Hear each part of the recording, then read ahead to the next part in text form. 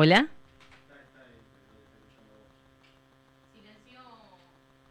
Hola. Hola, ¿Sí? ¿Me ¿sí? ¿Se me escuchás? escucha? Ahí está, sí, yo Sí, te escucho perfecto. Bueno, es uno de esos días en los que la tecnología no acompaña a la noticia o la noticia se hace un poco complicada. Pero yo le contaba a la gente que va a estar del otro lado y que está del otro lado acompañando esta causa que se va a desarrollar, por lo menos en la parte jurídica, en la ciudad de San Cristóbal. así es. No fue nuestra idea en un principio justamente para, como entendemos que hay cuestiones políticas que pueden atravesar esto, porque claramente deja en vista la deficiencia del sistema de salud, por lo menos acá en la región. Lo presentamos en Rafaela por una cuestión de especialidad de la unidad fiscal, por una cuestión de importancia del lugar, ya que ahí sucedió el lamentable deceso del bebé Jairo. Pero bueno, el fiscal regional optó por que la investigación la realicen en San Cristóbal, la doctora encargada de la investigación, la doctora Fisore, así que en esta instancia hemos presentado la denuncia y la constitución como partes querellantes. Agustín, ¿cuál será el proceso? Porque la verdad es que estamos muy preocupados por este proceso. Y te traslado por qué. Porque más allá de que esto sucedió gran parte en el departamento San Cristóbal, en Ceres, en el hospital, 5 médicos ven a un bebé, pasa por 5 profesionales, ninguno detecta y ninguno da el diagnóstico correcto, la mamá lo termina llevando a Rafaela, termina falleciendo en la ciudad de Rafaela y ahora el caso vuelve al departamento San Cristóbal. Se hace un poco complicado entender por qué no, si él fallece en la ciudad de Rafaela, no lo pueden tomar ellos. La verdad que sí, nosotros no tuvimos una motivación de esa decisión, tenemos que es una decisión de política criminal. Igualmente, aclarar siempre que en nuestra experiencia la doctora Fisor es una excelente Mm. fiscal, una excelente profesional. Lo que pasa que queríamos evitar también tanto presiones como para testigos, como médicos que tengan, o personal de salud que tenga que testificar, como también evitar presiones indebidas hacia el Ministerio Público Fiscal local, toda vez que entendemos que es acá el epicentro del Ujú. conflicto y donde se pueden mezclar intereses de otro tipo que nada tienen que ver con la averiguación de la verdad. Agustín, ¿cómo va a suceder? Es más que nada para que la gente lo entienda, porque ahora ¿cuál será el trámite? O sea, se pide una historia clínica, se investiga qué es lo que sucedió, ustedes como abogados tomaron contacto con la familia ya desde hace mucho tiempo, qué es lo que ellos piden, y recién lo charlábamos antes cuando teníamos este intento fallido de la nota, no, ellos hasta que nosotros nos acercamos a Ceres, a conversar con ellos, a conocer su historia, ellos no tenían abogados. Lo único que esperaban por parte de las autoridades del hospital de Ceres, por parte de los médicos que habían visto a su hijo, era una disculpa, eh, es más, creo que en algún momento Julio me dice, si ellos me hubiesen dicho que no se dieron cuenta, que fallaron, que no pudieron detectar lo que tenía y me pedían perdón, era lo que yo quería para poder transitar mi duelo en paz. Mirá, la realidad es que acá tanto Julio como Mayra, a nosotros nos sorprendió enormemente la tranquilidad y la razonabilidad de sus planteos ante la situación que Ujú. estaban atravesando. Eso nos conmovió muchísimo. Esto sí te lo puedo decir ya por haberlo vivido en persona, la prepotencia institucional y política que ellos tuvieron que atravesar, además del fallecimiento de su bebé, es increíble realmente.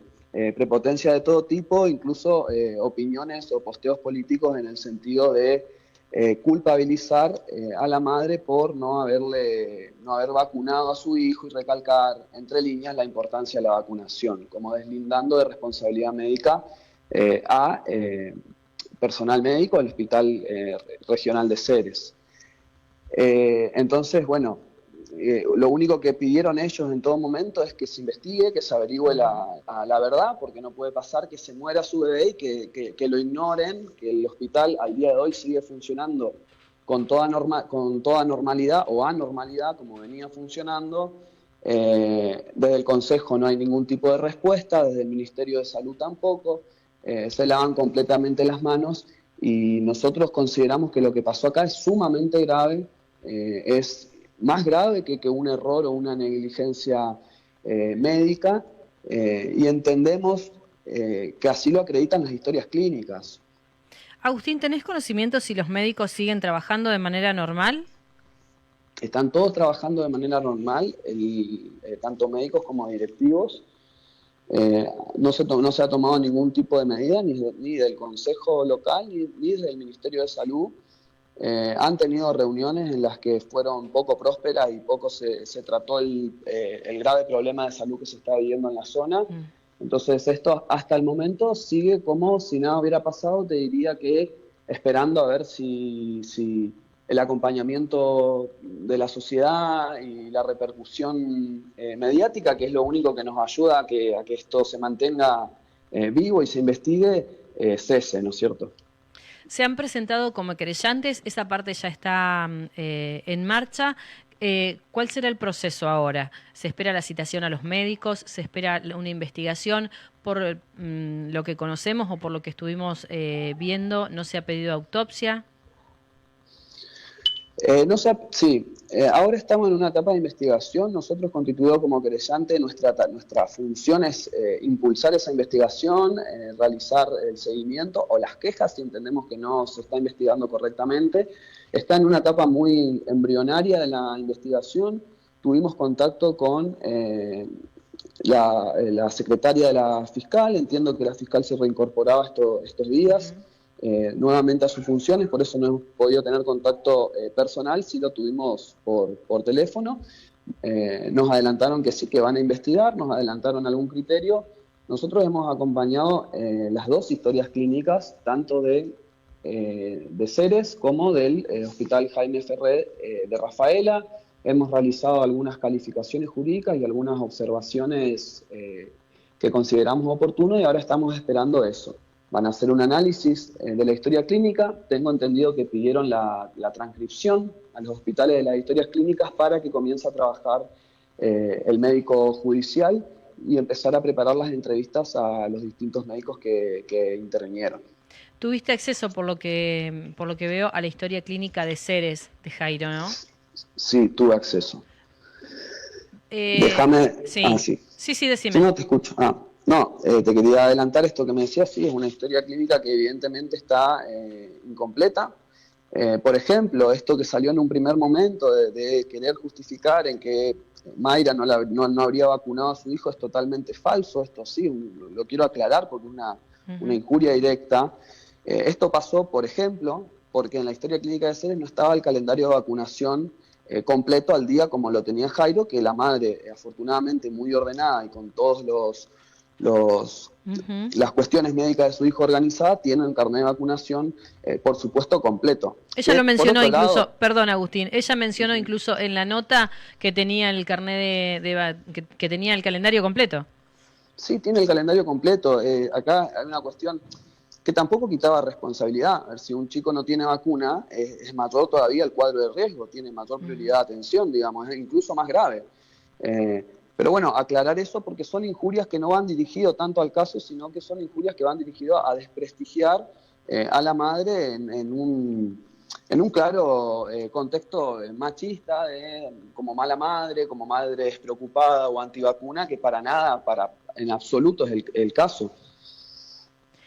Agustín, los médicos en algún momento o en alguna declaración informaban que le habían recetado antibióticos. ¿Esto figura en la historia clínica?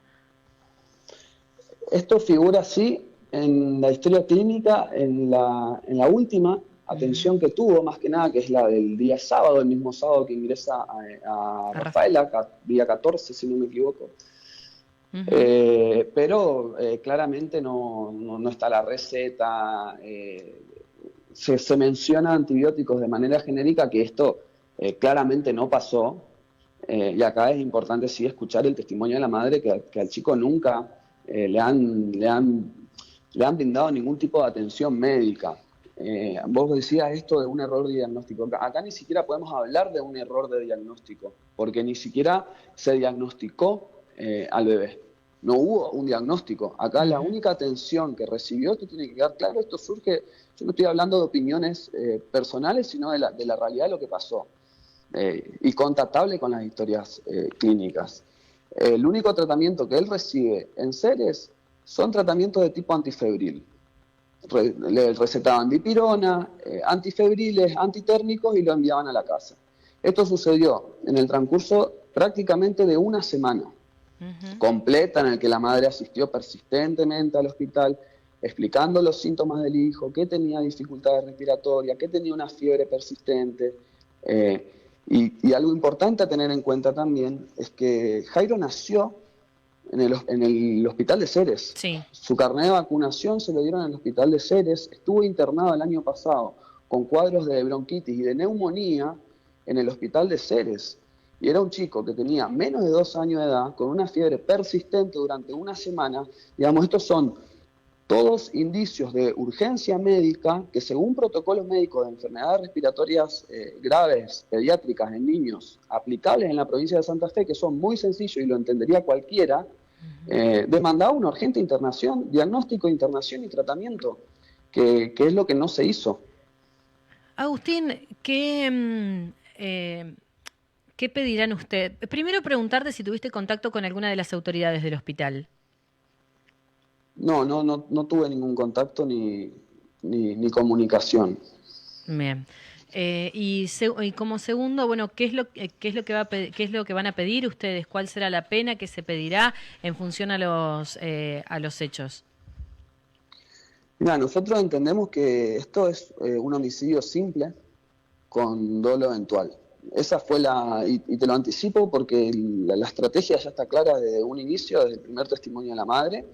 Y alternativamente estamos solicitando un abandono de persona. Creemos que es lo jurídicamente correcto.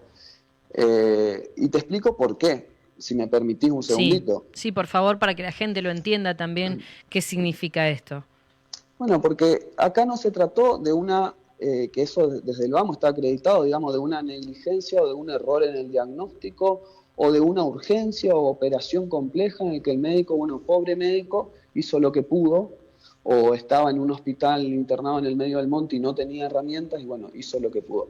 Acá estamos hablando de un hospital regional con todas las prestaciones, que había médicos, que había lugar de alojamiento, que había forma de tratarlo, y no se lo hizo. Se le negó el tratamiento persistentemente. Entonces, y esa negación de tratamiento viene además con el conocimiento que están teniendo profesionales y también expertos en pediatría, de que era un chico que tenía, como yo te decía, muchísimos indicios de una gravedad, ya sea por la edad, por los antecedentes de enfermedades respiratorias y por un cuadro de fiebre persistente que ni siquiera con antifebriles cesaba. Sumado, obviamente, al relato de la madre, que les está explicando que lo ve mal al hijo, que su hijo está grave, que no puede respirar, y que fue totalmente desoída y enviada una y otra vez a su domicilio, externada a su domicilio sin ningún tipo de respuesta. Esto lleva a que la madre, en la desesperación, carga a su hijo en brazos y se vaya a obtener salud. A Rafaela, en un colectivo, sin ningún tipo de traslado. Y acá es donde quiero trazar el paralelismo, porque en Rafaela también fue atendido en un hospital público, también fue atendido por médicos públicos, y en el transcurso de 2 horas, lo que no se hizo en una semana, incluso la semana anterior había estado él también con antecedentes de gripe tratado en el hospital de Ceres. Lo que te decía, en 2 horas en Rafaela a él le diagnostican con gripe A y neumonía bilateral, y prácticamente en forma inmediata él es trasladado a terapia intensiva con respiración artificial. O sea, él permaneció muchos días en Rafaela, pero esa permanencia fue en terapia intensiva. Ya los médicos de Rafaela no tenían demasiadas opciones para salvarle la vida, ya era demasiado tarde.